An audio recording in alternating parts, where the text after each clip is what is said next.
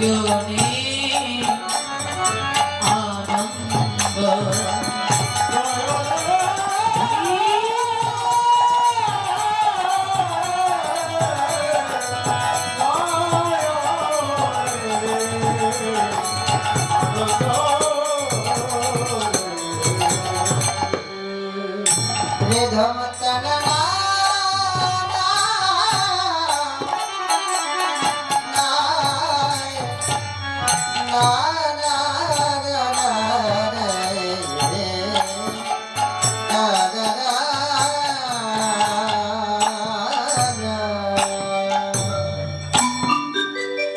জনিতাই গৌর হরি যোগবী শ্রীধাম নবদ্বীপ শ্রীবাস অঙ্গন আমাদের লীলা স্মরণের বিষয়বস্তু সময় মধ্যাহ্ন বাবা সময় সূচি অনুসারে লীলা স্মরণের বিষয় মধ্যাহ্নকালে লীলা সূর্য পূজা। দেখুন শ্রীধাম বৃন্দাবনে শ্রীমতী রাধা রানী তিনি যাবেন সূর্য পূজা করতে। তো বাবা আসলে কি তিনি সূর্য পূজা করতে যাবেন না, বললেন কি তিনি যাবেন গোবিন্দ পূজা করতে। সূর্য পূজার ছলে তিনি যাবেন গোবিন্দ পূজা করতে। বললেন ভানু পূজার ছলে কানু পূজা। সূর্যের এক নাম হলো ভানু। রাধারানীর উদ্দেশ্য কিন্তু সূর্য পূজা না, উদ্দেশ্য হলো ভালোবাসার গোবিন্দের বদন দর্শন করা। তো বাবা এই লীলা স্মরণকারী এই যে অনন্ত অনন্ত কোটি সাধুগুলো বৈষ্ণব ভক্ত মন্ডলীগণ আর লীলা আস্বাদনকারী হলো আমাদের কলিযুগ অবতার পতিত পাবন শ্রীমন গৌরাঙ্গ মহাপ্রভু। শাস্ত্রে বললেন ছিল নরোত্তম দাস ঠাকুর মহাশয়, তিনি বললেন এই জগৎ জীবের সাধন স্মরণ লীলা তুমি ইহাতে না করো তাই মনে করিও শোষা। বাবা দেখুন এই যে ভগবানের লীলা, এই লীলা এই জগৎ জীবে স্মরণই হলো মা একমাত্র ভজন, ভাবনাই হলো এই জগৎ জীবের একমাত্র ভজন। শাস্ত্রে বললেন যে যত বেশি ভগবানের নাম লীলা ভগবানের রূপ গুণ যে যত ভাবনা করবে তার তত লীলা রস আস্বাদনের সৌভাগ্য বেশি হবে, তার ভজনটাও বেশি হবে। ভাবনাটাই হলো এই জগৎ জীবের একমাত্র ভজন। যার যেমন ভাবনা তার তেমন ভজন। মন গুণে ধন কৃষ্ণ গুণে নারায়ণ।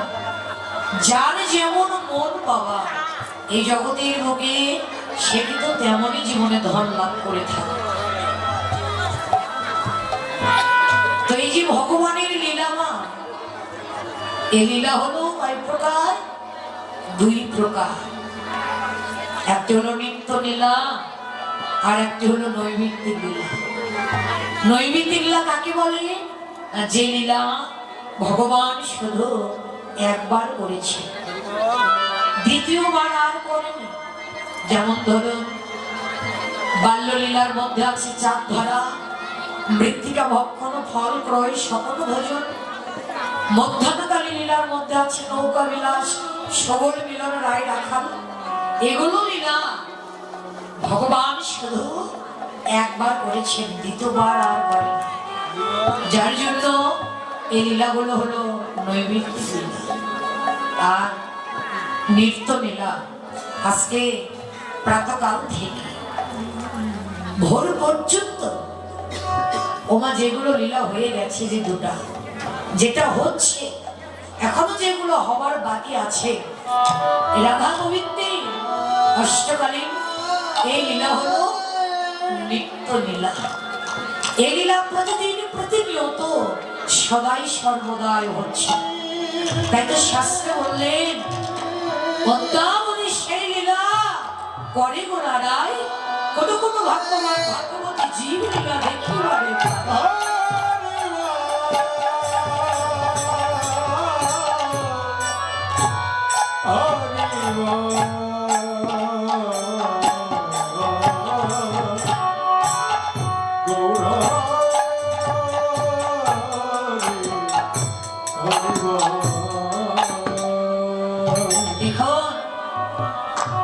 শ্রীধাম নবদ্বীপে যিনি হলেন মা বিষ্ণুপ্রিয়ার প্রাণবল্লভ, যিনি হলেন গদাধরের পরাণ বধূ, যিনি হলেন এই নদিয়া নাগরিকগণের গৌরাঙ্গ মহাপ্রভু, যিনি হলেন নবদ্বীপে ভক্তগণের ভক্তের অধীন ভগবান। বাবা ভগবান এলেন, নিজের ভগবত্ব ভুলে ঈশ্বরের ঈশ্বরত্ব জলাঞ্জলি দিয়ে এমন একটি রূপ, এমন কান্তি, এমন হৃদয় পাগল করা, জগৎ ভোলানো মন মাতানো রূপ নিয়ে এসেছেন। বললেন কি, হেম শয়ে অতি বড় সমধর হাস্যথরা, জগজন নয়নে আনন্দ। আনন্দের মূর্তি দর্শন করে জগৎ জীবের যেন আনন্দের সীমা নেই।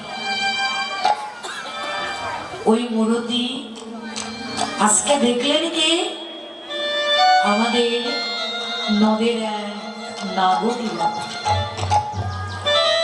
নদীর এক নাগরী ওই মূর্তি দেখলেন কি দিয়ে, তার দুটি নয়ন দিয়ে, তাই না? তার দুটি নয়ন দিয়ে তুই রূপ দেখেছেন।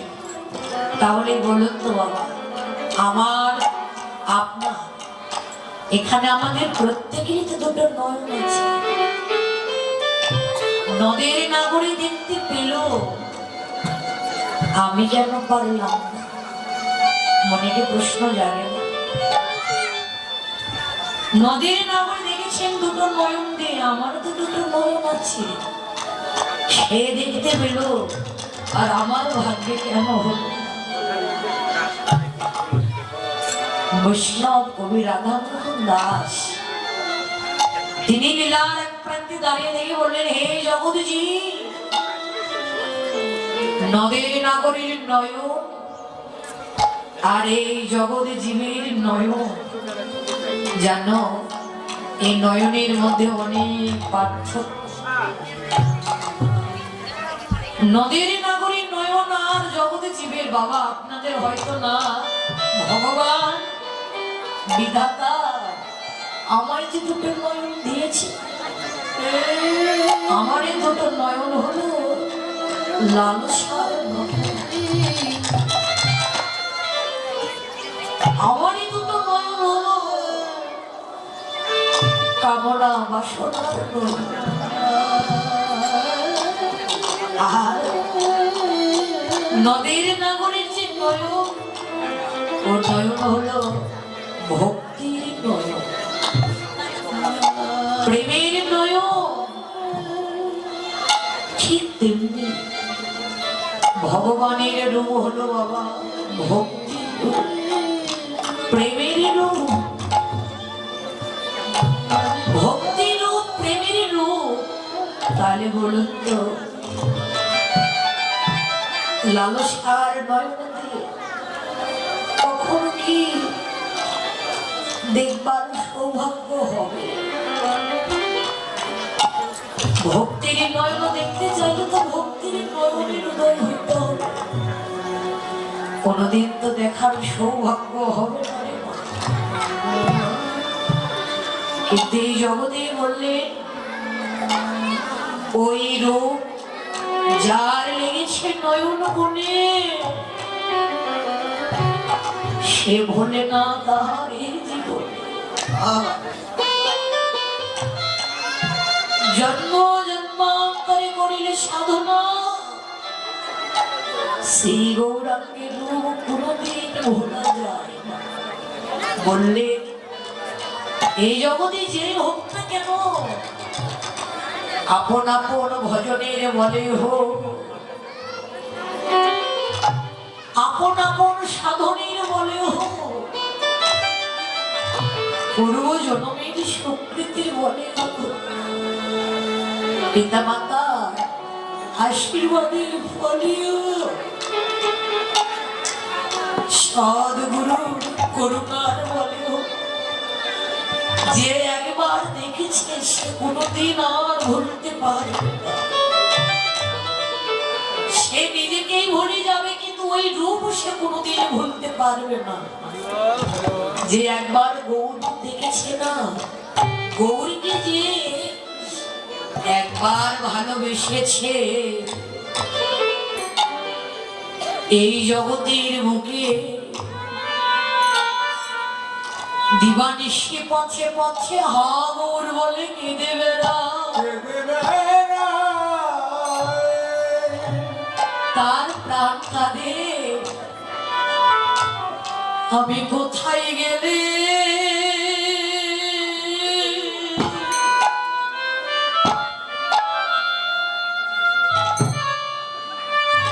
ভক্তের সঙ্গ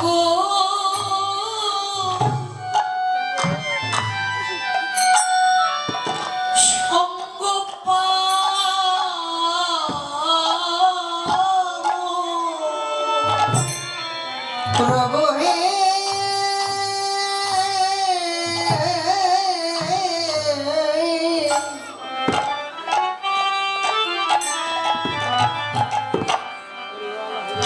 আমি কোথায় গেলে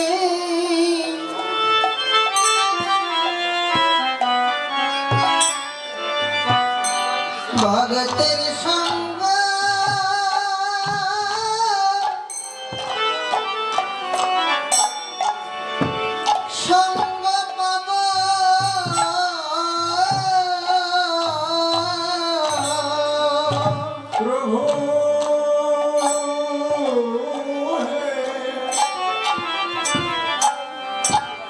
আমি কোথায় গেলে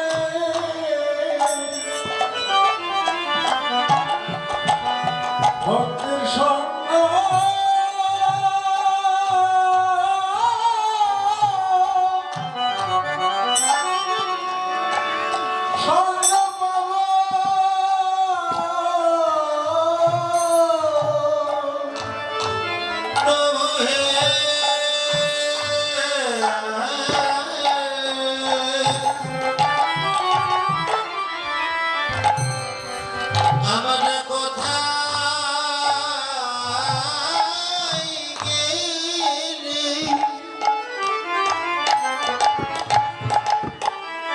ভগতের সঙ্গ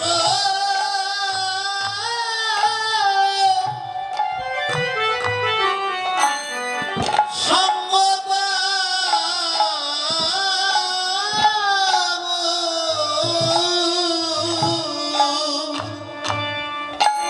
আমার যে বিষয় বাসনা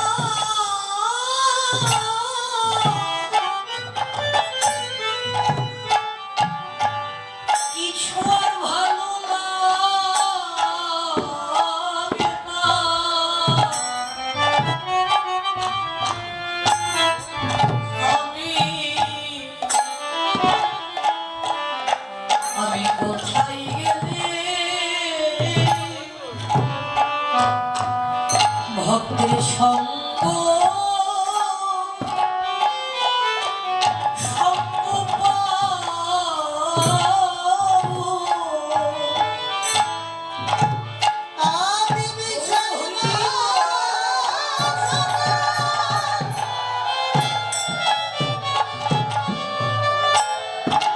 বিষয় বাসনা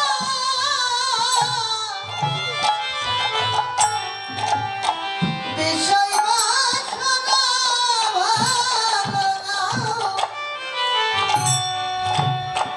ভালো লাগে না প্রভু হে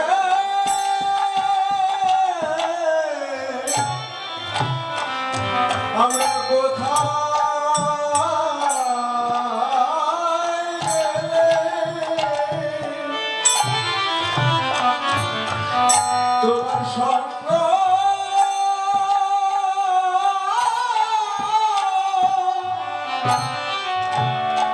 সঙ্গ পাবো।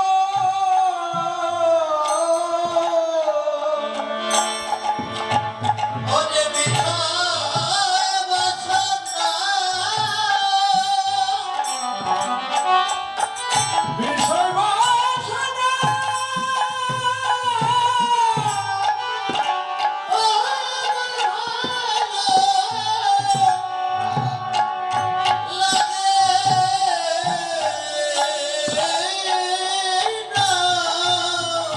প্রভু গো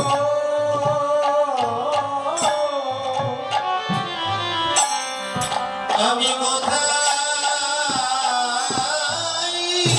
গেলে ভগতের সঙ্গ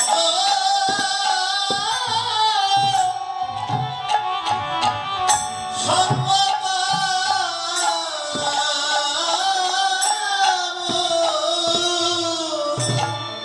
তারা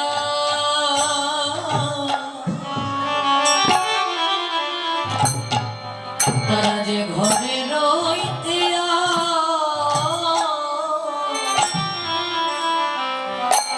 আর পারে না রে। তারা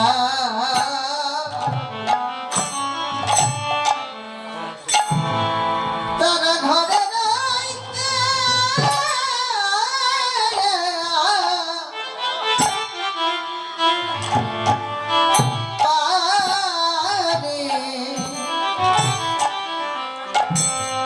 পারে না